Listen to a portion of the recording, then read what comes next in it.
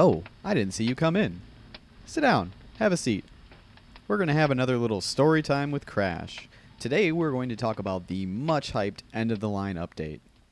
With this update comes the final release of the map CP Snowplow, created by YM and Frozen, who are regulars of the TF2maps.net community. A lot of you may have tested this map in its late beta stages, so I'm sure the map in its current state isn't going to be much of a surprise to you at this point. However, you may or may not have been aware that it was tested privately with a group of custom mappers and a bunch of other content creators in its early alpha stages. See my map iterations video if you are unclear about the typical development process. I was actually fortunate enough, as a regular member of the custom mapping scene, a TF2 Maps admin, and a friend of Frozen's, to get invited to the group early on in Snowplow's development. It was really neat. I recorded most of the testing that I was part of, and this video is going to be kind of a brief overview of some of those experiences and some fly-throughs of the early development of the map over the course of its life. So here's the first version of the map that I tried back on May 6th of this year when I joined up with the testing group. You can see some of the map looks pretty familiar here at the beginning, but as you start going a little bit further, you notice a lot of things are different. And if you look at the bottom of the screen, that is a whole heck of a lot more control points than you're used to seeing in the final version or even the beta stages. At this point, the map was only being worked on by YM and is similar to the game mode that it is now in its current state, except that the track actually had parts that could be switched between to let the train avoid the hazards, and the map is in one long form round rather than two stages.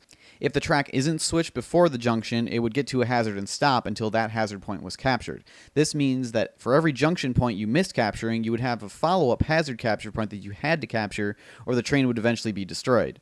The train at this point had 10 hit points, with each strike doing 1 damage to it. At the end of the map, the final run is 10 hammers in a row that strike as soon as the train passes under it, doing 1 point of damage each.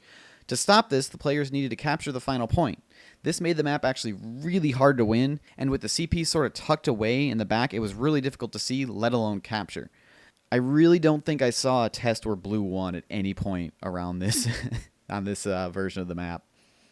You'll also notice with the few of these early versions, there was a replacement for the announcer voiced by Mike Hillard, a voice actor better known for about half the voices in the Black Mesa mod and quite a few other projects. Here's a few of those clips. Make sure the train gets to its target. Those Reds are planning something. Quickly, reroute that train before it reaches the junction. Excellent. Yeah. This might actually work. Just No one problem. more. Keep moving.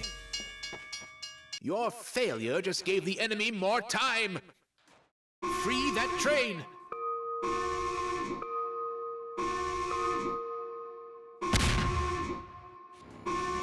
Onward to the red base. It's time to finish this. Capture their base to disable their last petty defense. If you happen to have seen the screenshot that YM leaked early on of this map, this version was really, really close to it.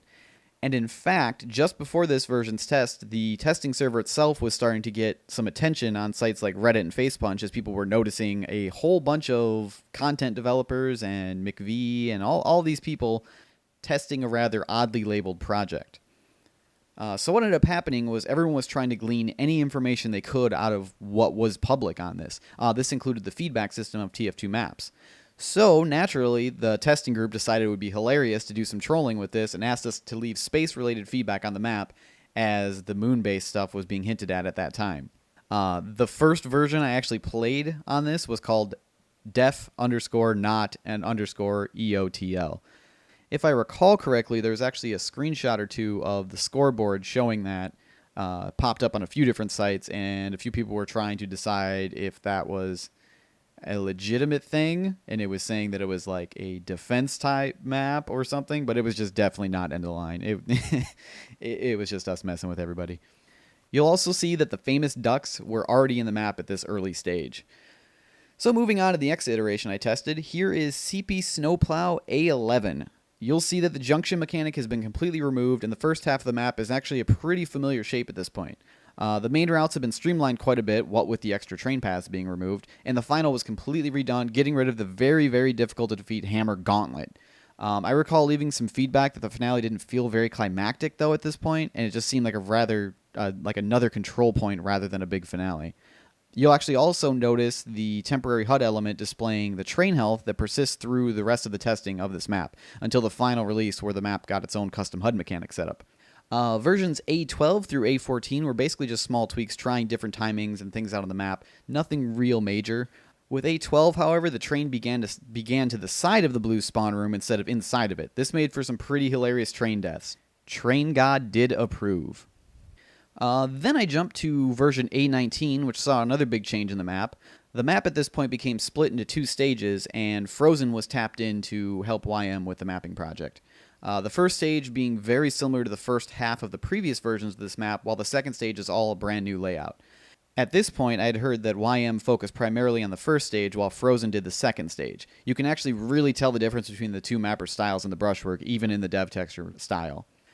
Now, I wasn't always available for every test, and they were testing pretty rapidly at certain points, so my next version that I tested was A22.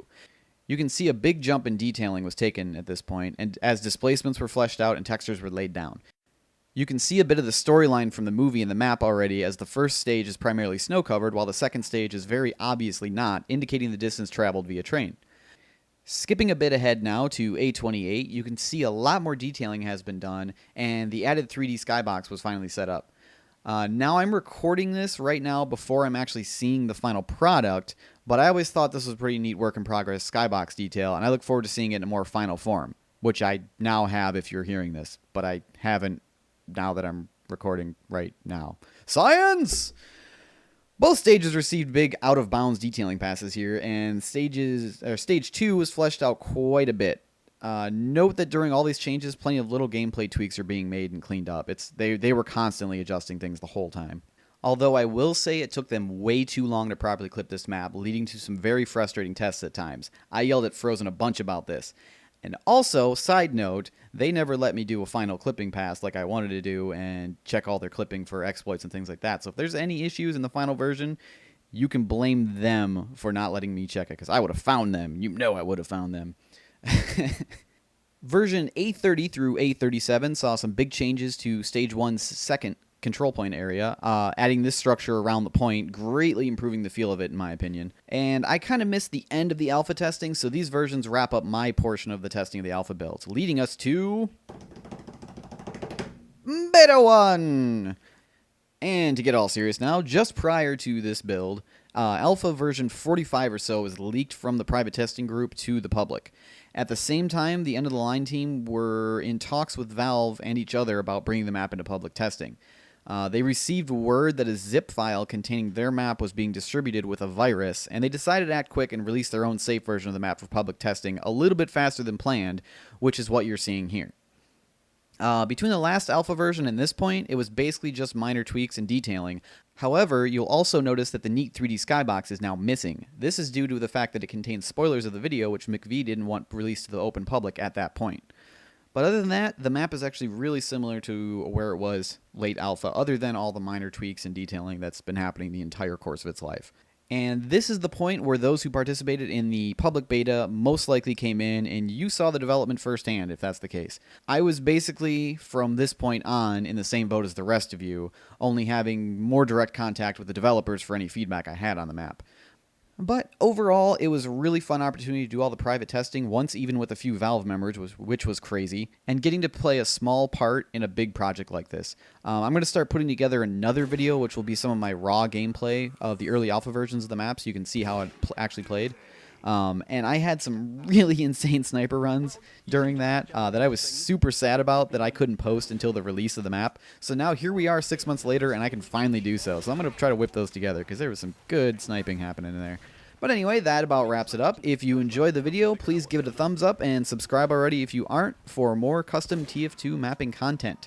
I will see you at the end of the line. Get it? Because it's like the update name, and in the movie it's named end of the... Okay, yeah, never mind, bye.